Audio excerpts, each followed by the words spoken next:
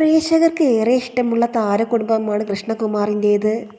ഇപ്പോഴിതാ കൃഷ്ണകുമാറിൻ്റെ രണ്ടാമത്തെ മകൾ ദിയാകൃഷ്ണയുടെ പ്രസവവാർത്തയാണ് പുറത്തു വരുന്നത്.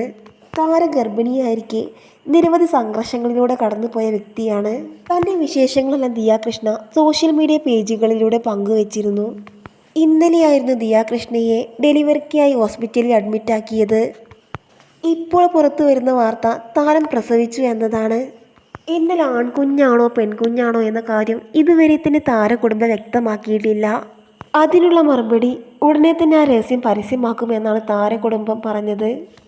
മുൻപൊരു അഭിമുഖത്തിൽ അഹാനയോട് പെൺകുഞ്ഞ് വേണോ ആൺകുഞ്ഞ് വേണോ എന്ന് ചോദിച്ചപ്പോൾ തൻ്റെ കുടുംബത്തിൽ മൊത്തം പെൺകുട്ടികളായതുകൊണ്ട് ഒരാൺകുട്ടിയെയാണ് ആഗ്രഹിക്കുന്നതെന്ന് പറഞ്ഞിരുന്നു. എന്നാൽ ഇപ്പോൾ പെൺകുട്ടിയാണോ ആൺകുട്ടിയാണോ എന്ന ആകാംക്ഷയിലാണ് ആരാധകർ എല്ലാവരും. എന്നാൽ ഭൂരിഭാഗം ആരാധകരും പറയുന്നത് ദിയാകൃഷ്ണയ്ക്ക് ആൺകുട്ടിയാകുമെന്നാണ്.